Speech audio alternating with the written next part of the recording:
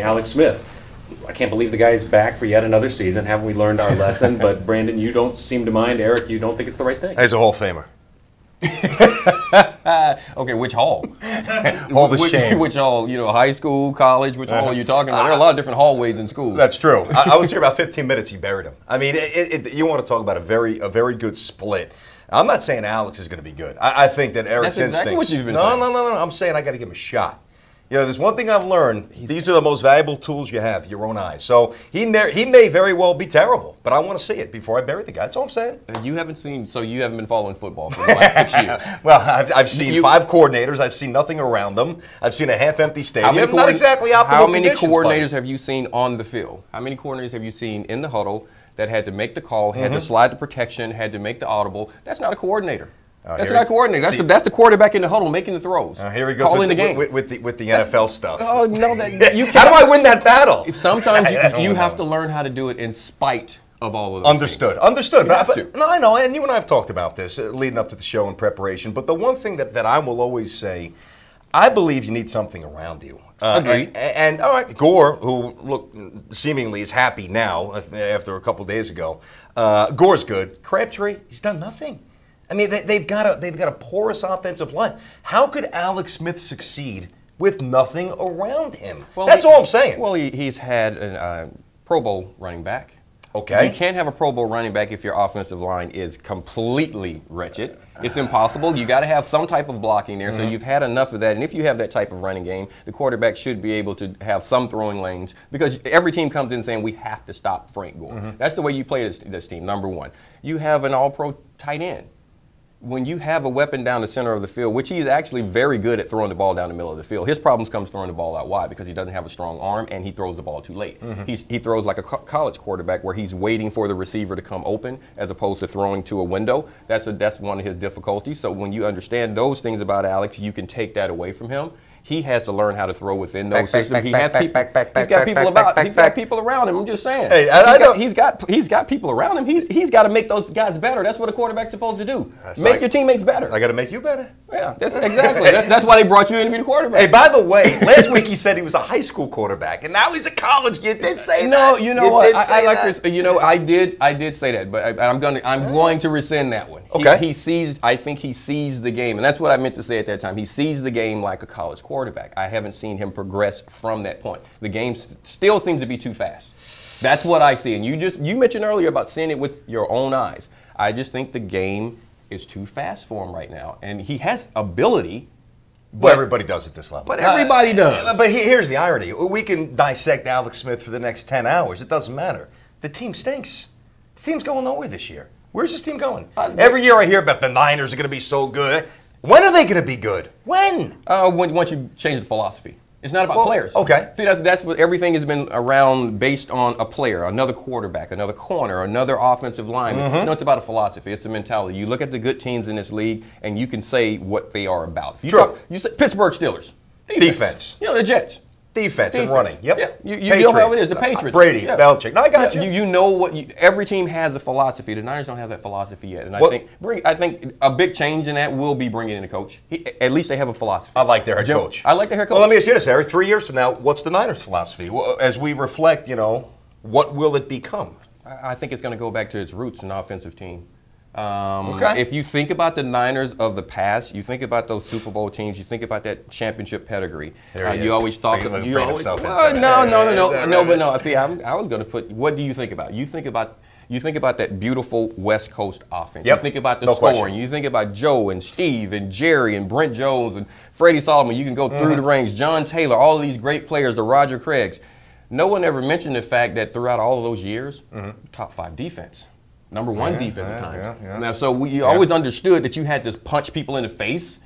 It's still football. You still got to bang people upside the head. But the philosophy, the mindset, the identity, it was that offense. And you got to try and recreate that. Here's the problem I have with that. I think when you go back to the early roots of the West Coast offense, which a lot of teams tried to replicate, okay? Some with marginal success, some with no success. What's new? Like, what hasn't been done in the NFL? What is the next wave of philosophy that is going, whether it's Harbaugh or somebody else, that's going to put the Niners or the Raiders as a pioneer in terms of a philosophy. Well, you don't what hasn't been done? Well, run and shoot, nothing, ground and pound, West Coast. It doesn't matter. It doesn't have to be something new. It has to be a solid mindset. You have to be about something. You got to have a solid philosophy, and then you have to stick to it and put the players in place to perform within it. There's nothing new about what Pittsburgh does. But you know they're going to be a contender every year. Yeah. There's nothing new about it. There's nothing new about what the Patriots are doing. Occasionally they'll go 5 wide. They get into some spreads. They throw a few wrinkles in there. But there's nothing new about it. I mean, you look at what San Diego's doing. It's the same defense that Dallas ran. It's the same defense that the Chargers ran way back. When they had Jefferson, with Dan Fouts, yes, throw the ball. It's the same defense. Hope you score 40 or you lose. But I mean, it's the exact same offense. I got you. It's the same offensive system. Kansas City is doing it now.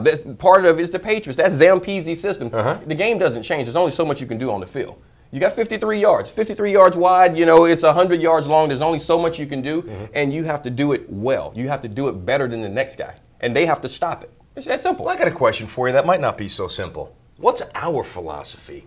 What is this philosophy? Forget about the football, NFL for a minute. What's the Drive Show philosophy? Curious. Infectious energy. Okay. I want to have the type of informative comments that make people just scratch their head and go, thought-provoking stuff. Think about it that way. Want it to be thought-provoking, passionate. That goes without saying. Passionate. It's going to be ridiculous. Commentary. Responses that are thoughtful. I got one for you. Not just pulling them out of the air.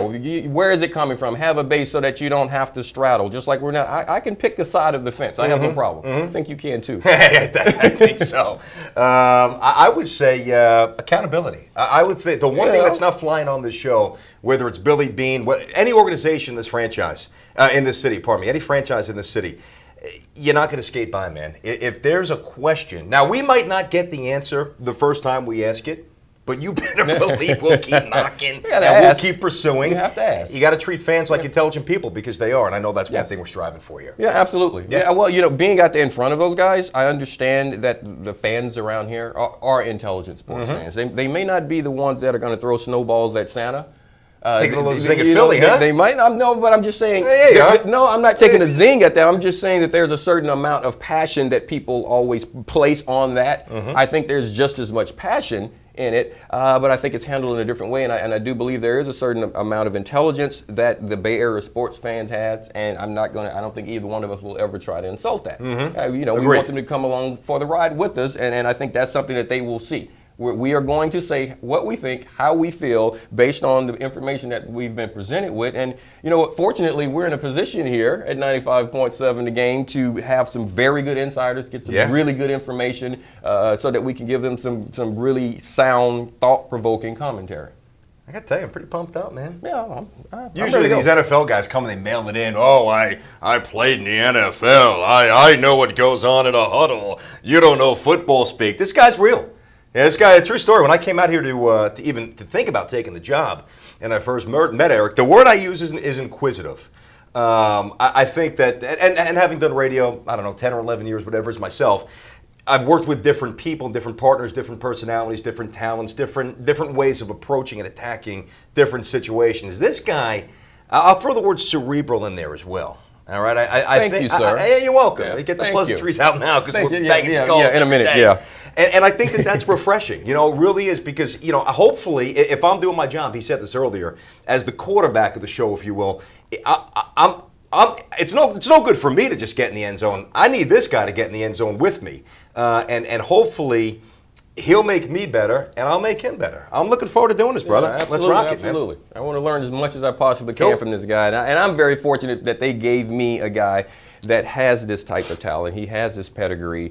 He knows how to drive the show, how to run the show, how to pace things, and his sports knowledge is phenomenal. And I'm going to learn from that. There are aspects of the sports world that, from a fan standpoint, I might know, but, once you get a guy in that chair that's been picking these guys' brains, has personal relationships with people in all genres of sports, that's going to be good for me, and I'm looking forward to that. This is going to be a good show. Give us a shot.